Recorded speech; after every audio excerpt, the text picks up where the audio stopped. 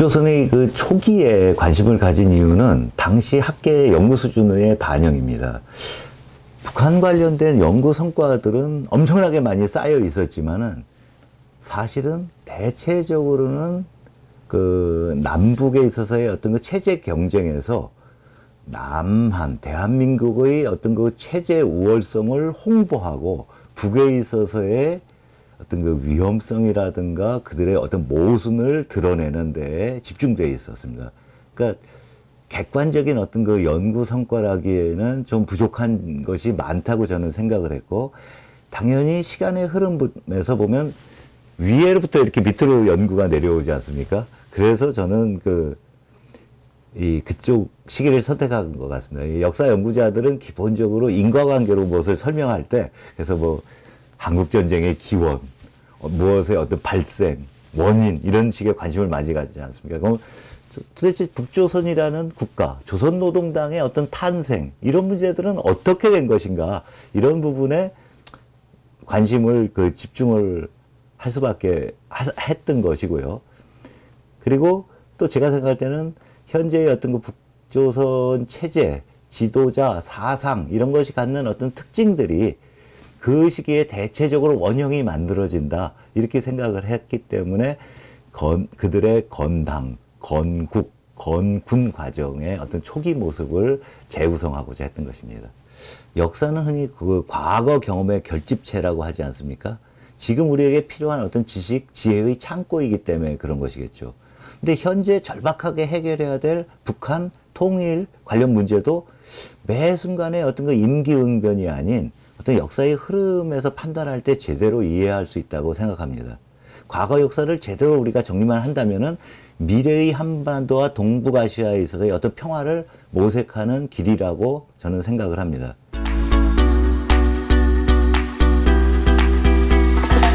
논문들에서는 서론에 꼭 나오는 이야기가 자료 이용에 대한 문제입니다. 핵심은 활용해야 될 자료가 너무 없거나 적다는 지적입니다. 또 자료 해독에서도 어려움이 있습니다. 왜냐하면 초기에 나온 북한 관련 자료들은 국한문 혼용이고 대단히 문투가 어렵습니다. 그런 것들을 좀 가공을 해주면 좋겠다라는 그런 이야기들이 있습니다.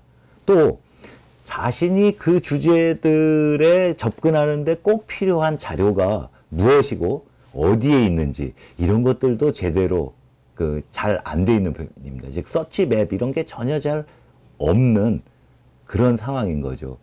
더욱이 우리가 흔히 노동신문을 많이 이야기하지만 국내에 어디에서도 노동신문을 창간호부터 현재까지 결호 없이 모두 소정하고 있는 기관은 없습니다. 우리가 이용할 만한 괜찮은 북조선 연표도 없는 것이 현실입니다. 당연히 뭐 북조선 사진 아카이브 이런 것도 없죠. 만약에 상황이 좋아져도 평양에서는 그것을 기대하기는 어렵습니다. 왜냐하면 조선노동당은 일찍부터 문서를 체계적으로 통제, 훼손해왔기 때문입니다. 따라서 우리가 필요한 것들을 평양에서 찾기는 어려울 것입니다. 조선노동당의 기본적인 관심은 영도자의 업적 쌓기 내지는 자신들의 홍보에 치중할 뿐입니다. 때문에 우리가 어떤 필요한 자료를 찾아서 인민대학습당이나 김일성 종합대학 도서관에 간다 하더라도 노동신문조차 편하고 자유롭게 활용하지를 못하는 것이 현실입니다. 그들은 절대, 무조건, 불가피하게, 영원히 이런 수식어들을 좋아하죠.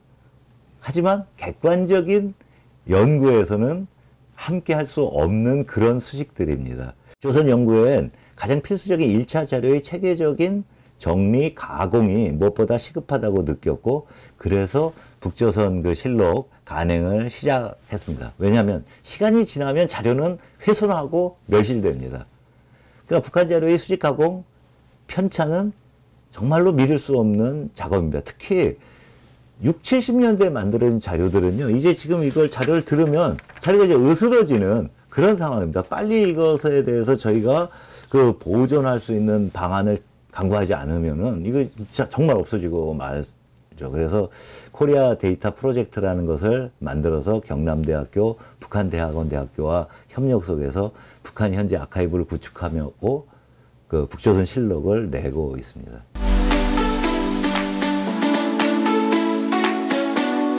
네, 현재 1945년 8월 15일부터 51년 12월 17일까지를 제1권부터 73권까지, 그리고 53년 7월 1일부터 54년 9월 23일까지를 98권, 124권까지 해서 100권을 간행했습니다.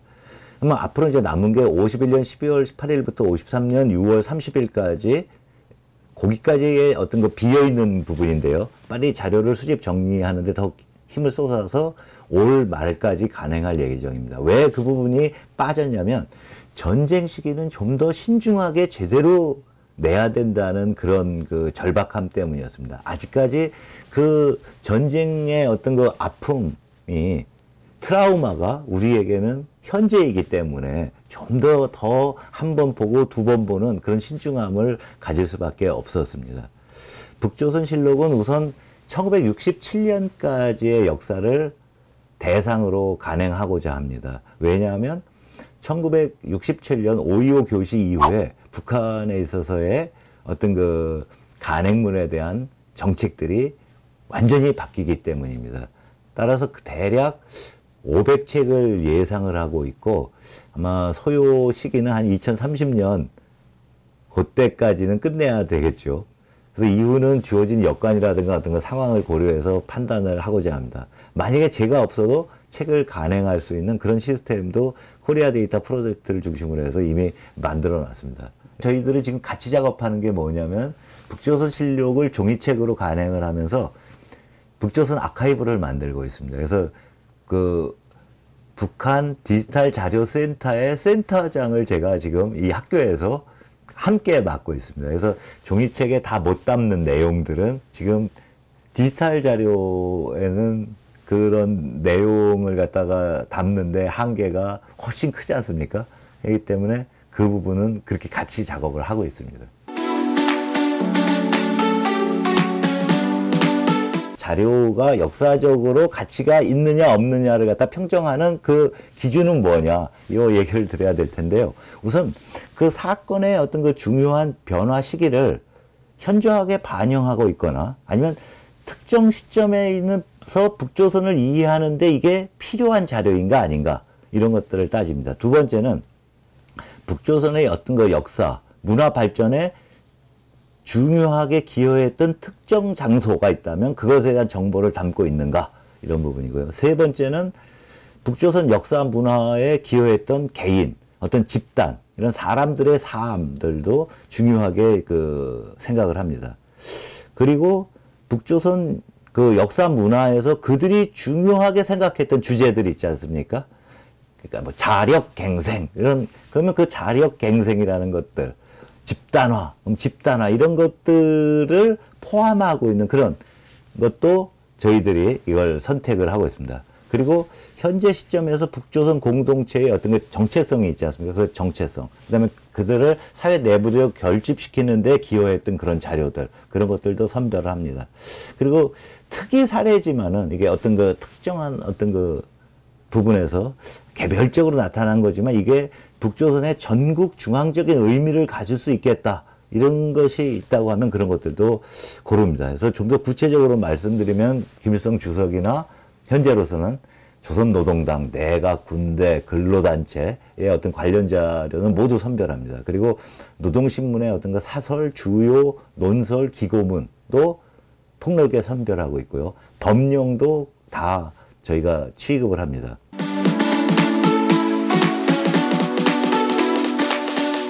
북조선은 사료에 대해서 이 손을 댔다고 하면 그 사료의 수정 사실을 확실히 밝혀주고, 다만 왜 그랬을까를 갖다 우리가 생각해 보자는 것입니다. 그러니까 단순하게 생각하면 이거 뭐 다 이게 왜곡된 건데, 과장된 건데 불필요 없어 해서 쳐버리는 것이 아니라, 그들이 왜 왜곡했고 왜 과장했는가를 갖다가 찾는 것은 그 당시에 있어서의 현실을 우리가 있는 그대로 반영하는 또 하나의 계기가 되고 접근 방법이다라고 저는 생각을 한 겁니다. 그러니까 이 허구 속에서도 진실을 밝힐 수 있다라는 거죠. 그러니까 우리가 사실은 일반적으로 접하는 모든 기록물들은 진실만 있는 것이 아닙니다. 허위와 진실이 뒤섞여 있는 거죠. 우리가 접하는 기록물들이 진실만 있는 것이 아니라 허위도 포함하고 있다라는 전제 속에서 역사 연구자들의 어떤 텍스트 읽기라는 방식으로 이 부분을 작업하는 것입니다. 무슨 말이냐면 왜라는 것부터 시작을 하는 겁니다. 그래서 역사로서 이 어떤 상황을 생각한다는 것은 왜라는 것을 의문을 갖는 겁니다. 그래서 먼저 출처를 확인합니다. 저희는 100% 출처가 확인된 것만을 자료로서 이용을 합니다. 두 번째는 관련 맥락에 대한 의문을 가지고 자료를 탐구합니다. 그래서 이 주장하는 내용들이 당시 사회 상황에서는 어떤 의미를 갖는가, 그 상황에 비추어서 이해합니다. 그리고 또 하나는 하나의 자료만이 아니라, 예를 들면 2021년에 조선노동당 규약이 아니라 1946년부터 시작해서 9차례에 걸친 조선노동당 규약의 수정을 함께 비교하는 속에서 이 자료와 갖는 의미들이 드러나는 거죠. 그러니까 이런 식으로 저희가 어떤 그 왜라는 비판적인 그 물음 속에서 사료를 읽으면서 확증하는 그런 과정들, 이런 것이 중요하다고 이제 생각한다는 거고요. 또 하나는 왜곡에 있어서 제일 무서운 것은 특정한 사실에 대한 기술을 갖다가 바꾸는 게 아닙니다. 아예 언급 자체를 안 하는 게 제일 무서운 사실은 왜곡이에요. 67년 5월 25일 5.25 교시에 대해서 김일성 전집에도 언급 자체가 없습니다. 당연히 조선노동당 역사책에도 서술이 안 돼 있죠. 이게 사실은 더 무서운 거예요. 왜곡에서는. 그러니까 이런 부분들을 저희가 이제 찾아서 재정리하는 작업들을 하려는 것이죠. 그러니까 맥락들, 그러니까 이것들이 변화되거나 어떤 게 선택적으로 과장됐던 것이 갖는 의미, 이런 것들을 각주를 통해서 가급적 밝혀서 읽는 분들에게 좀 그 길 안내를 해주려고 하는 것들이 또 하나 그 우리 자료집이 갖고 있는 그런 그 의미라고 말씀드릴 수 있겠습니다.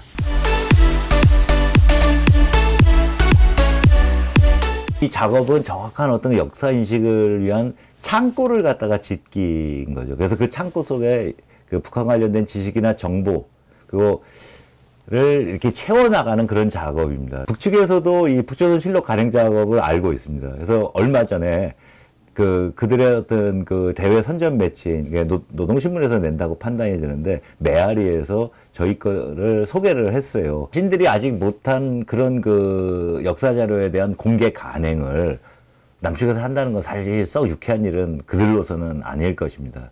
또 많이 반성해야 될 그런 대목이고, 그래서 향후 남북 역사학이 교류 협력할 때 이런 식의 어떤 그 공동 그 자료 기지를 구축해서 활용하는 이런 부분들은 상당히 의미 있고 또 긍정적인 역할을 할 수 있을 거라고 기대합니다.